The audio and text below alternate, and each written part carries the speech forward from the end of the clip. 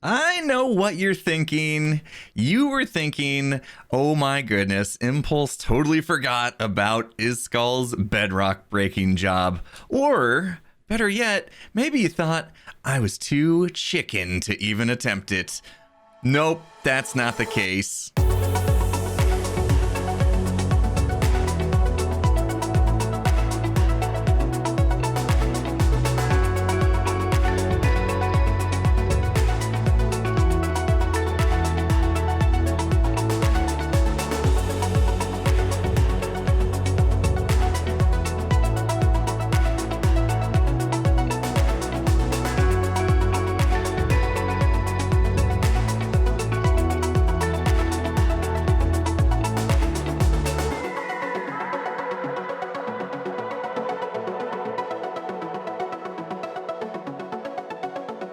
Ooh, 1 minute into the video and I am already exhausted. That was one tedious task, I tell you.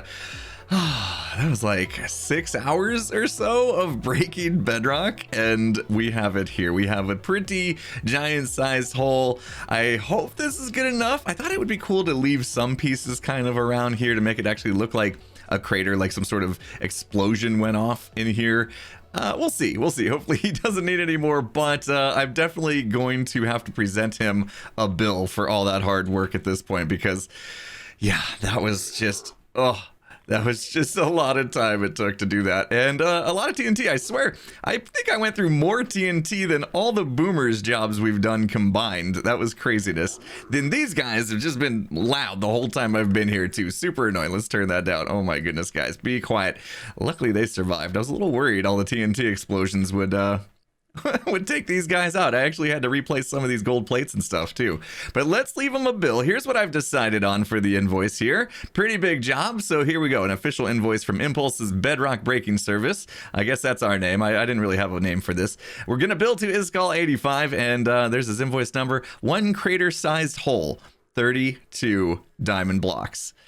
I actually feel like that's pretty generous considering how much time and effort that took and TNT that I went through. Because, yeah, that would typically just be 32 blocks removed, and I'm pretty sure I removed at least 100. If I had to guess, somewhere between 100 and 200 blocks were removed, at least. Anyway, so let's just pop it right here. I think he'll notice it right there, bedrock invoice, and yeah, he's gonna have to deliver that payment to the bedrock shop outside of the Guardian Goodies place. Okay, so this is cool though. Can get in and out real easily, and in fact, I noticed I can actually see a lot of stuff on top of the nether from here, which is really nice. I got Optifine installed, and so it's allowing me to see a lot more of the nether, and the fog isn't as prominent, but it does look like some chunks are slowly loading here, and I think my base is over this way, so I am glad that is behind me. Now we can actually get to work today. So last episode, we made this amazing combined raid and hero of the village farm, but we didn't exactly finish it up because we don't have great storage anymore. I used to have this hooked up to go into the sorting system, which sorted out all the goodies from the raids that were happening, but now we also need to collect what's happening from the hero of the village, and right now we just have this one little chest right here giving us those goodies, which isn't gonna do. I want to collect way more items than this. I want way more villagers than this so that we can get a lot more out of this farm. So yeah, there's some cleanup that needs to be done. I think this has always been a bit of a tight squeeze. I'm not sure why I made it such a tight squeeze in here. I think I'm going to open things up, maybe change the layout a bit. So this needs to be torn down, and we need to bring a bunch more villagers in for this thing to be a fully functioning. All right, things are starting to come along quite nicely here. We've got some more of these villagers in. I've got some Fletchers in there. I've got a couple clerics in there, and Tango helped me bring them in the other day on a live stream, which is awesome. I've got the sorting system now in, and we are able to start stacking up on emeralds once again. Redstone, glowstone, some gunpowder, saving the sticks, not sure why. This one's going to end up being just any other random stuff, so we can hopefully grab a couple totems and some things like that as they come through. And then of course this is probably going to fill up rather quickly, and then the rest will get destroyed. So yeah, I've got to move the I give it a milk over here as well, just to get it out of the way. And I think I want to, well, let's take a look. I did some AFK in a little bit, maybe an hour or two. Let's see what we've got from these guys so far. Okay, all right, it's starting to come along here. We've got all these different arrows. We can have a lot of fun with these arrows, I think. Maybe mess with some hermits or something. I don't know. It might be kind of fun to like shoot shoot a mob that's near them and make the mob invisible, and then they won't even see it sneak up on them. I don't know. We'll see. We'll see. But I do want to get a whole bunch of these arrows, and it still is kind of just trickling in pretty slow. I think we've got about 15 or so villagers in there, so I want to bring in more. There's definitely space for more here. We've gone double wide here, so as I'm standing here with Hero of the Village, I can get all the items. In fact, we'll be in here probably slicing away for the most part. Oh, I don't want to drop down, but yeah, let's bring a few more in, because the more the merrier when this, you know, as far as this is concerned. I want to get a lot of these items, and of course this as well will probably, I don't know if I'll do a storage system for this or a sorting system, but I do at least want to bring it up and get it kind of up here nice and neat eventually. So okay, let's go snag us a few more villagers. All right, I figured I'd take you through the process that I've been going through to get those villagers all the way up to the raid farm over here. And I'm back here where we have our carrot / bone meal farm, and we put in a villager breeder a while back to populate that guy, and I've left it here ever since. So I've just been leveraging this to make some more villagers so we can bring them up there. And I'm just going to come in here and we're going to try to grab some out of here. So let's go ahead and pop a minecart, and we should be able to grab him right out of the corner. Is he pressed up against the corner? It may help if we used a powered rail instead, but let's see if we can pull this off with a regular one. All right, let's push this cart to the corner, see if we can grab him. There we go. And now what we want to do is make sure we lock in the trade with him before he goes through. Otherwise, he's going to get in the mix with the other guys, and it's going to be very hard to get him set as what we want for a profession. So let's put the Fletcher table down, and let's see if we can buy something. Yeah, I have some emeralds. We'll just buy some arrows. In fact, I don't know why I didn't have any arrows to begin with, so that actually helped me out quite a bit.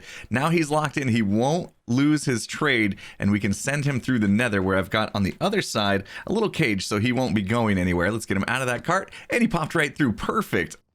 And he decided to just go through the portal on his own there after a quick cooldown. So we're going to follow him in and hopefully get him into the little holding cell with the rest of his buddies here. So this is always a fun part, pushing villagers in. Of course, we don't want to fall in the hole. Okay, there we go. And he's in there. So that's one more. I think that's 16 now. I would like to get quite a bit. I'm going to leave this whole infrastructure in place, but I did see that we had 2 other villagers in the breeder. So I'm going to get them in here as well.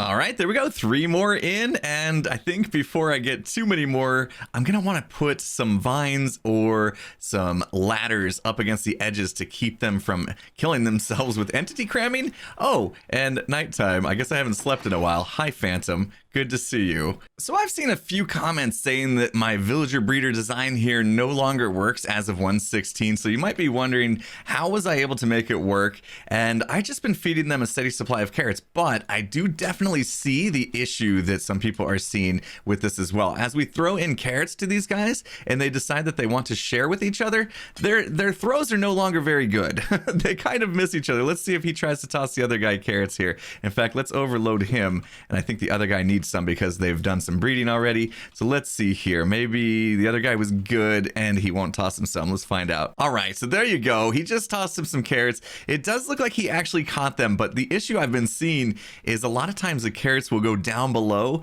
and then the newborn babies down there, they'll just pick up the carrots for themselves, which is not what we want. We want them to keep the carrots in between each other there and share properly. So I'm going to show you a quick fix, actually, if you've built something like this.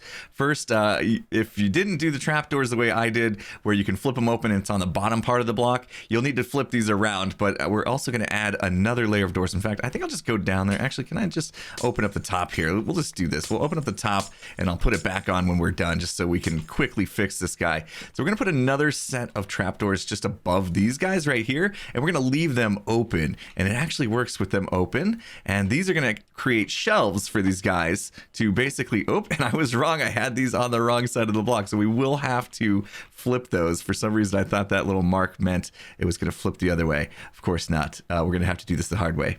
So we'll just take these shelves out. If these guys get out, there's nowhere for them to go. They can hang out on the beds, but because we put this other layer in, I think they're going to be just fine. And we need to figure out exactly how we're going to place these now on top of the beds. And I think if we just do this, let me go underneath here. Excuse me, guys. I know it's kind of awkward for me to be in here with you, but hey, with this is what we're doing now. All right, so I think we can just set it right here, shift onto that, and now it's perfect, right? So you can shift it right onto the actual bed itself, and I will come on over here and do all four. And yeah, this is great because it creates a little shelf for those carrots that they may try to throw at each other to get kind of caught on, and then they'll eventually grab them back when they need them. So okay, there we go, and this should now be a fully functioning villager breeder once again. All right, so let's take it for a test run, make sure that they keep all the carrots to themselves now. I'm just gonna overload him up, and hopefully they can share back and forth to each other. He looks like he grabbed all of them, and let's see if he tries to toss them to the other guy. And I just want to make sure they don't go down below there, so we'll keep our eye on that as he tosses those carrots over. And of course it's nighttime and they're unwilling to share at this point, so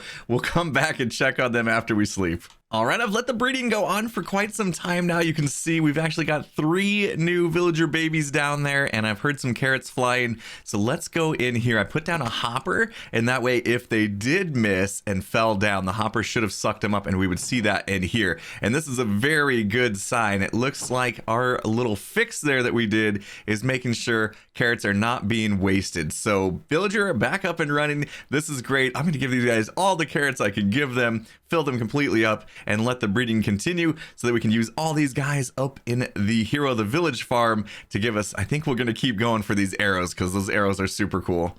So False Symmetry was just asking the Hermits if anybody had extra black dye, and of course, because of my Wither Rose farm, I have plenty, and we have plenty inside of Color Complete. So I decided I would do a special delivery for a bulk order of black dye, or in this case, Wither Roses that she can turn into black dye. But oh my goodness, I haven't been over here in a while, at least not since the Boomers job that we didn't actually do ended up being vote scap actually at first until we fixed it. Look at this, she's got it cleared out now. It looks like she took care of it. Oh, got some few floating blocks here and there, though. It must have done the TNT method and missed a few blocks. But look at the base, it is coming along. She is building absolutely massive. I love this style that she's going for.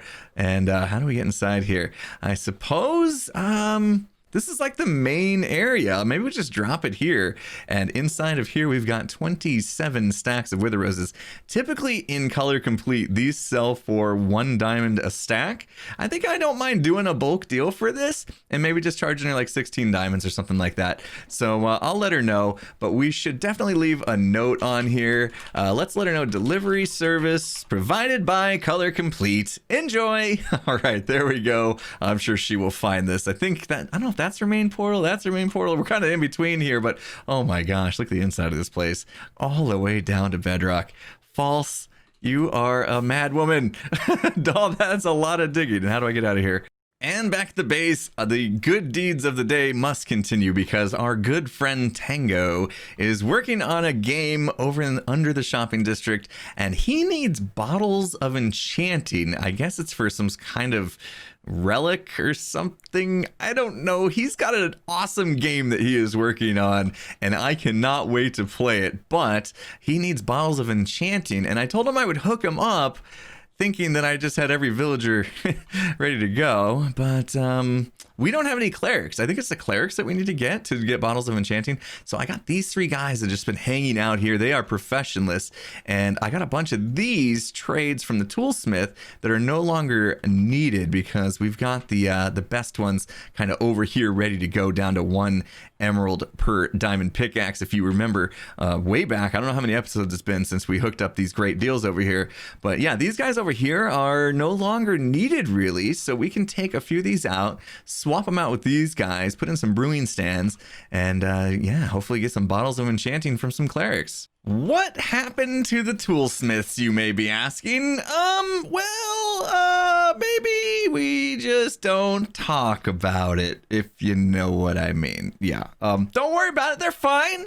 I'm sure. Never mind. They're fine. Okay. So we've got some new clerics in here. This guy, however, struggle bus. He doesn't want to become a cleric, apparently. I don't know why. He's not sensing that. But we'll leave him be. Eventually, maybe he'll change his mind. I don't know if it's because of the carpet deal or what. But these guys, we've gone ahead and unlocked all the way to Bottle of Enchanting. 3 emeralds a piece. A little expensive. We should probably do the whole zombification thing and convert them and get it cheaper. But that's okay. We are loaded on emeralds. That's not what I want. So let's go ahead and get a few bottles of enchanting. And these are pretty cool. Now, last I checked, these actually don't give you that much XP. It's going to be hard to see anyway since I got 118 levels. Oh, yeah. Humble flex right there. Anyway, yeah, you see it didn't even move the bar at all. So we'll save these for Tango and let him use these for, you know, his relics or whatever they're called. I don't even know what they're called. I'm sure I'll get corrected by multiple people in the comments letting me know what these are going into. But yeah, we're gonna get Tango plenty of these because I have plenty of emeralds now that the raid farm is working beautifully. But I only have 2 guys, and now I gotta wait for them to unlock the trades, though. Yeah, it might be worth bringing in a few more, depending on how many he needs. I didn't ask him how many he needed. Maybe that would have been smart to say, you know, hey, if you need some, how many we thinking? Are we thinking a stack? Are we thinking a shulker box? That would probably make a difference on what I'm doing here. But anyway, we'll keep chipping away. I'll ask him how many he needs. We got 47 for now. Let's move on. One thing we haven't done in a while is check in on our shops, at least not on camera anyway. I did want to say that I had to restock the lamp shop recently because I filled it up with beacons and immediately it sold out.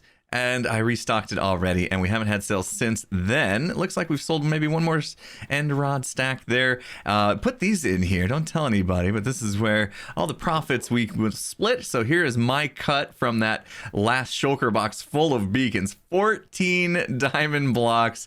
Oh, this place is making some really good money. If that means... Okay, oops, I spun it. If that means if there was 27 in here... Looks like I got the fair share of the cut there, actually. B-Dubs probably took the other 13. And, yep, he took his... Okay, we are good to go in the lamp shop. We've got this other shop, of course, right out here. I got some more fixing up to do. I've seen a few people comment that the water underneath... I did a little bit of cleanup here, but we got some water running underneath. Just don't worry, we'll get to that. I've been meaning to just grab my ice and kind of fill it in and break it so that we don't have water running underneath. But, yeah, it looks like we need to come in here. We are down to half a double chest here. In other words, a single chest left of these blocks, and we need to get some more sea lanterns, and I've already collected the profit, of course. So yeah, I need to make sure that we're maintaining stock in these shops. It's very important because if you don't maintain stock in your shops, people will just start assuming that you're always out. So we definitely need to do that. And okay then, oh yeah, Iskall must have discovered that we have completed our bedrock breaking job. 32 blocks, and he must have been happy with the price because he says thank you with an exclamation point, and it's all in caps, which means he's shouting that from the rooftops how thankful he is. All right, excellent. I'm thankful for 46 diamond blocks collected in just 2-3 shops, I guess. Very nice. I guess we better make sure nobody's had any more orders. Okay, I think we've done all these, so we are good there. We got one other shop, at least, that is, well, 2 other shops if we count Color Complete. I forget about Color Complete sometimes. I feel bad. I know Tango's doing a majority of the work keeping that place stocked, so I need to take a look over there and see how we're doing. But let's come into Impulse's M&M Emporium. Let's see how our totems are doing. Yeah, not great. Okay, still not selling too many totems. Here's the good news. With the raid farm back up and running, I actually feel comfortable dropping the price to 1 diamond each. Okay, this is definitely going to create some buzz on the server for sure. 1 diamond to save yourself the humiliation of dying and potentially losing all your gear. That's definitely worth it. Definitely worth it. And of course, we can keep our emeralds in stock. No, we can't. Oh my goodness. We need to refill this thing. All right, more diamonds today. We are making some bank. Okay, I gotta go grab a bunch of emeralds from the raid farm. I think they're still all over there. So yeah, so we can restock this place. That feels so much better. And I think at this point, because it was sold out, I should probably let the Hermits know. Back in stock, and now Totems of Undying are only 1 diamond each. This is it, guys. We've tried everything we could to sell these totems. I think this is the final one that's going to do it. We're finally going to get sales from here for 1 diamond each. That is definitely worth it. And oh my goodness, BEDROCK is on the server, but not sleeping. Okay, not used to this. I don't even know how to act in this kind of situation. Okay, luckily in the town hall, there is a bed nearby. We can go ahead and sleep the night away. I'm in the Mushroom District. There's no harm, no danger here to worry about, but I don't know. Kind of odd that B-Dubs isn't taking care of business. I can only venture to guess that maybe he's actually in the nether and has no idea that it was even nighttime here in the overworld. One last task we need to complete for today. I realized I never did update our farm board here, our Phineas board, I guess we could call it, with the new farms from 1.16 that we can do. So we've got 5 spots left. I've looked at the different blocks and I've thought of 5 different farms that I want to do that are all related to something new in 1.16. But as I approached the board, I also noticed we've got this odd looking package of sorts in front of our board. So let's take a look at this. This is like a mini chest head block thingy. Ooh, okay, inside we've got some other mini blocks. This is cool stuff. We got a zombified piglin's head, some other really cool blocks in here. Oh, we got a book as well. Let's see what the book says. Thank you for signing up for the standoff tournament. Oh, that's right. Izuma's going to run the standoff tournament with a minigame that he did out in the gaming district. And I went ahead and put my name in because it sounded like fun. Oh, but first, Scar has a question for us. He wants to know if villagers regenerate their health after being hit. I think they do when you trade with them, if I'm not mistaken. I believe they will regenerate. I don't know if it's just when you trade with them or over time. I don't know. Maybe somebody in comments knows better than me. But I do believe they do regenerate, if I'm not mistaken. Oh, we're not done reading this book. Okay, let's go back here. The standoff tournament, obviously, we signed up for. We can arrange to play with your fellow hermit or on your own. Okay. Game's going to be 6v6. Decide who goes first. Up to us. And that's all. Reach out. Okay, well, this doesn't say who we're facing. I think it's supposed to be like this bracket tournament or something.